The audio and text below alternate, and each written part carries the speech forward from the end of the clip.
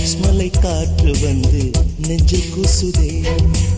BBC செய்தி எல்லாம் நம்மை பேசுதே. மைக்கேல் ஆஞ்சலோவின் சிற்பம் இங்கு நடந்து வந்ததென்ன? பாபிலோனின் தொங்கும் தோட்டம் பனியில் நனைந்து நின்றதென்ன? உலகில் அதிசயங்கள் ஏழு, அதில் ஏன் உன்னை சேர்க்கவில்லை? உன் இளமை துள்ளும் அழகை ஷெல்லி கீட்ஸும் பாடவில்லை.